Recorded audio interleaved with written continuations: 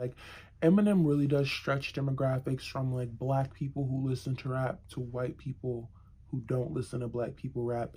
That's T. Whenever y'all want to talk about that.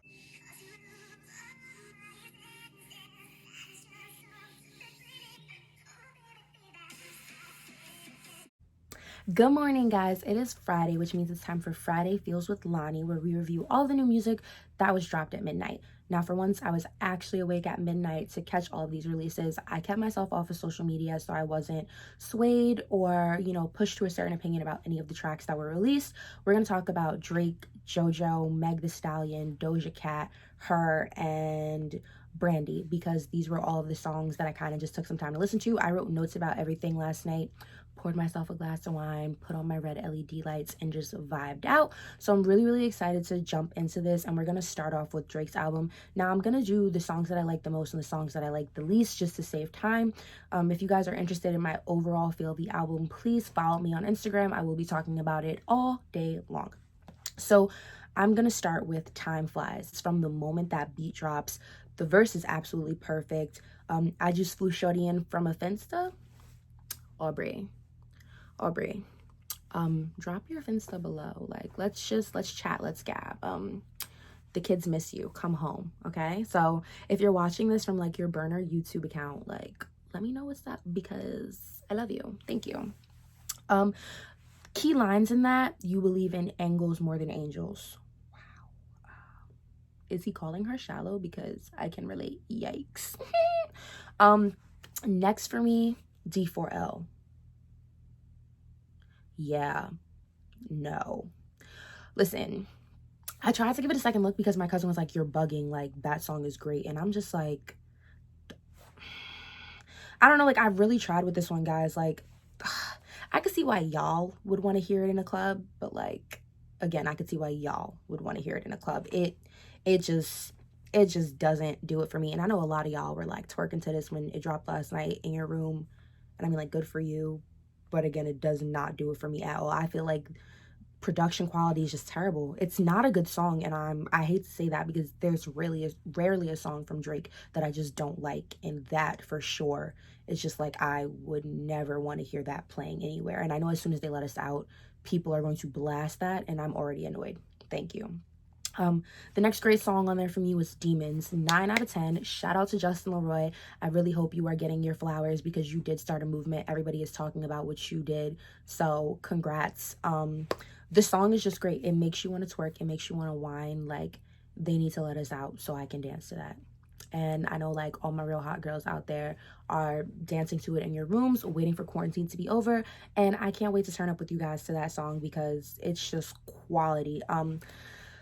The only caveat with this song why it can't be a 10 out of 10 for me is the ending. Sosa was an unnecessary addition. It literally sounds like he added himself to it at a college concert. Like, one of them bootleg ones where they kind of just rap over a beat. It literally ruined the end of the song for me. So yeah, if we could just like have a version without him, I'd really appreciate that. But it's still a 9 out of 10. The next one for me, a 10 out of 10, is War. And here's why. It reminds me of that like unwrapped or unsung verse that Drake did, like just like that one time at No Boots Good Time, picking up the phone. And I love when he raps like that. I love the flow. I think it works wonderfully with his voice. The lyrics are great. But it's hard, gotta be a bad girl like Munchie. I don't even know who she is, but I want to be bad like her. Okay. It gives me like sitting in your big ass mansion with a turtleneck and jewelry on, smoking a cigar, talking your shit. And I love when Drake gets like that. It's like confident and aggressive, and it's just like a daddy. So I definitely was feeling it. Another one for me is gonna be Chicago Freestyle. So I love Eminem. His last releases weren't that great, but I love Eminem. So just doing that small sample from, Eminem's encore days, that is hard. You guys, if you haven't heard the original song by Eminem, go back and listen. It is one that you can like no matter what kind of music you like. Eminem really does stretch demographics from like black people who listen to rap to white people who don't listen to black people rap. That's T. Whenever y'all want to talk about that. But I really, really like the sample. Jivion, I'm not really sure how to say his name. He's quality as an artist.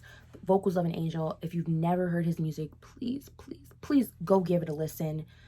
His voice just does something, the way he delivers lyrics. It's so peaceful and like spaced out and ethereal. I hope I'm saying that right? So overall, this project for me is going to be an 8 out of 10.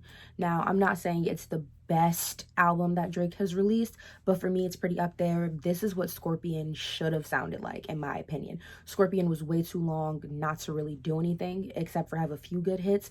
This is what Scorpion was supposed to be. Very dark, very powerful, very like late night chilling, driving down dark roads. You see what I did there? So next we're actually going to jump into Her, Wrong Places, that was released last night. It is an 8 out of 10 for me. That girl has a voice on her. The intro, it just hugs my heart. It's raw, it's honest, it's something you want to listen to with like a new love for me, like Sex in the Rain kind of sounds. The soft rhythm of the guitar strums like almost makes me feel like it was an acoustic, okay, an acoustical version, which I really, really loved. My only caveat with that song is I don't like the ending where her voice and cadence switch up. Kind of, it ruins it for me. I hate how her voice no longer fits like neatly into the tracks. But again, I would definitely recommend the song. I added it to like 3 playlists. We just gonna like click next every time the end comes up. Next, I listen to Say So with Doja Cat and Nicki. Listen, I'm so happy for all the new artists who are getting features with these big, big names. You girls deserve all the flowers and all of the accolades. It is not easy being a Black woman in the music industry, just from what I can see from the outside looking in. So congratulations to you. However, the song is a 7 out of 10 for me. I love Nicki finally admitting and being open about the fact that she's had work done on her body, which is something that people have always came at her for. So it's really nice to just hear her talk about it freely and be like, you know, like, if you don't like it. Cookie on Quarantine, I'm actually screaming. Like, Nicki is such a sag. Period poo. She really does make verses for the girls, and I can honestly say, like, I cannot wait until quarantine is over to hear that in the gay clubs with my boys and really just like dance my heart out. It's very much like 70s feels. Now every time I hear the song, I see the TikTok, which isn't a bad thing. Next, I'm gonna get into the Savage remix. Miss Meg my girl, that is a 9 out of 10. Beyonce's tone is like grown, sexy, bad bitch. Like, I love that Meg started with that part of the song for her remix and then like switched it up. So yeah, like, good for you. Quality remixers are so hard because I feel like people just add another artist to it and they're like, remix ton. So I love that Meg actually switched up the verse. Shout out to another Texas legend, Weezy. Is he from Texas? Another legend, Weezy, I guess. Yikes. All the heavy vocals, the raspiness of both of their voices, I think it's just something so mature and like confident about it. The song was ruined for me by the gentrified TikTokers, so I think this definitely saved it for me. I can just see Beyonce like bent over in the house, twerking, running her hands through her hair, just like feeling herself, feeling very confident, feeling very powerful. So I absolutely love it. Support Meg. Please purchase the song and, you know, help out with the donations and the charities that they're putting all the proceeds to. She deserves it. Meg, I'm so glad that you're getting your day in your city because you go so hard for them. Real hot girl shit. So I wanted to also do a quick review of F and MU by Kehlani, but the album drops next Friday, so I'm just going to save it all for that. But let me just tell y'all, Kehlani's a genius. Next, I'm going to get into Jojo. Jojo, Miss Mamas, you did your thing. I am so proud of you, so happy for you. The album is absolutely amazing, and I don't really listen to Jojo like that. So for me, hearing it, I'm like, oh my god, you are in your bag and I support it. My favorite song on there has to be Comeback featuring Tory Lanez. Ma'am, that is grown. Okay, that is grown. Just the intro, like when I saw the feature, I was like, oh, I know she about to come crazy. And she did. Like, just from the moment Tori said, I got the type of make a white girl go crazy, I'm like, oh, okay, Miss Jojo, I see where your head is at, mamas. Yes.